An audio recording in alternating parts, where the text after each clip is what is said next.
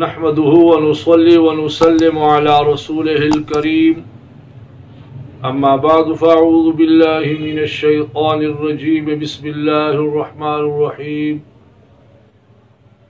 كل نفس ذائقة الموت وإنما توفون أجوركم يوم القيامة صدق الله العظيم۔ محترم سامعین، خواتین و حضرات، السلام علیکم ورحمۃ اللہ وبرکاتہ۔ اللہ تعالیٰ جل جلالہ امن والہ کا ارشاد ہے کہ ہر ایک نے موت کا مزہ چکھنا ہے۔ آپ کو دنیا میں مختلف قسم کے لوگ نظر آئیں گے۔ کوئی اولیاء کے منکر ہوں گے تو کوئی ائمہ کا انکار کرتے نظر آئیں گے۔ بعض لوگ آپ کو صحابہ کرام رضی اللہ عنہم اجمعین جیسی مقدس ہستیوں کی بابت لغویات اور فضولیات بکتے ہوئے نظر آئیں گے تو کوئی انبیاء کرام علیہم الصلاۃ والتسلیمات کی شان میں گستاخیاں کرتے ہوئے نظر آئیں گے۔ بعض لوگ آپ کو نظر آئیں گے کہ انبیاء سے انکار کرتے ہیں، لیکن بعض آپ کو ایسے بھی نظر آئیں گے کہ وہ اللہ تعالی جل شانہ کے بھی منکر ہوں گے۔ لیکن آپ کو کوئی انسان ایسا نظر نہیں آئے گا کہ وہ موت کا انکار کرے اور موت نہ مانے۔ ہر ایک مانتا ہے، جانتا ہے، یقین کرتا ہے کہ میں نے ایک دن مرنا ہے، لیکن افسوس یہ ہے کہ جانتے ہوئے بھی، مانتے ہوئے بھی ہم اس کی تیاری نہیں کرتے اور ہم اس میں انتہائی پاگل پن کا اظہار کرتے ہیں۔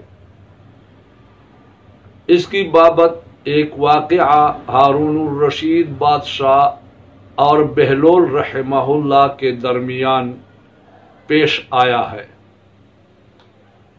بہلول دانا رحمہ اللہ تعالی کو ایک لاٹھی ہارون الرشید بادشاہ نے دے دی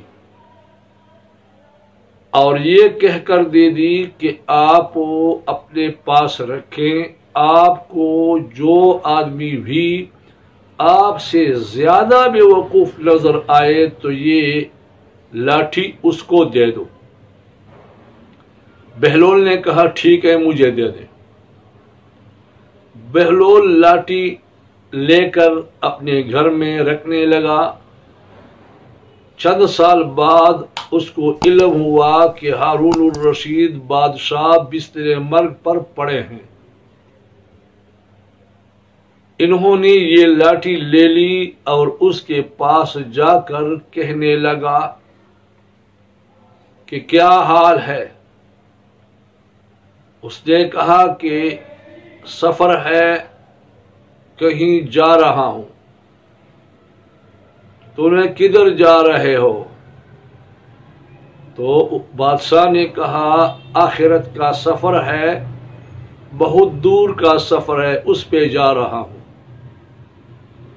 تو بہلول نے کہا کہ اس کے لیے آپ نے پہلے سے کوئی گارڈ بھیجا ہے، پولیس یا فوج کی رکھوالی کے لیے کسی دستے کو بھیجا ہے؟ تو انہوں نے کہا کہ وہاں پولیس اور فوج ناکام ہے۔ تو انہوں نے کہا اچھا، وہاں کے کھانے کے لیے خانسامہ وغیرہ کو بھی بھیجا ہے، کھانے کا سامان بھی بھیجا ہے؟ تو کہنے لگا وہی بے وقوفی کی باتیں کر رہے ہو، یہ آخرت کا سفر ہے، آخرت میں یہ خانسامہ وغیرہ کام نہیں آتے۔ تو بہلول نے کہا پھر کیا چیز کام آتی ہے؟ تو وہ کہنے لگا نیک اعمال۔ تو بہلول نے کہا کہ کیا نیک اعمال کی پونجی بھی اپنے ساتھ لے کر جا رہے ہیں؟ تو ہارون الرشید بادشاہ رونے لگا کہ اعمال تو کچھ بھی میرے پاس نہیں ہے۔ تو انہوں نے کہا جب آپ 2-3 دن کی سفر پر جاتے تھے تو اس کے لیے خوراک کا بھی انتظام کرتے تھے پہلے ہی سے، پولیس اور فوج کے دستے بھی آپ کے ساتھ ہوا کرتے تھے، آپ سے پہلے لوگ چلے جاتے تھے، وہاں کے علاقے کا محاصرہ کیا کرتے تھے کہ ایسا نہ ہو کہ آپ کو کوئی نقصان پہنچائے۔ تو 2-3 دن کی سفر کے لیے اتنے انتظامات کرتے تھے، اور اتنی بعید سفر کے لیے جس چیز کی ضرورت تھی اعمال کی پونجی، وہ آپ کہتے ہیں کہ میرے پاس کچھ بھی نہیں۔ تو میرے خیال میں آپ مجھ سے زیادہ بے وقوف ہیں، اور آپ کی میرے پاس امانت ہے، یہ امانت اپنے پاس رکھو اور مجھ سے اپنی امانت واپس لے لو۔ آپ نے مجھے یہ لاٹھی اس لیے دی تھی کہ اگر تجھے کوئی تجھ سے بھی زیادہ بے وقوف نظر آئے تو اس کو دے دو۔ تو آپ آج مجھے اپنے آپ سے زیادہ بے وقوف نظر آ رہے ہیں، اس وجہ سے یہ لاٹھی لے لو۔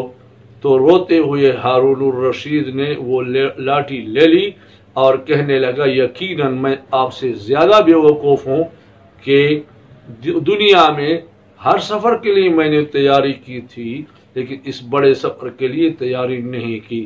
تو محترم بھائیوں اور بہنوں، ہم نے ایک دن اس دنیا سے جانا ہے۔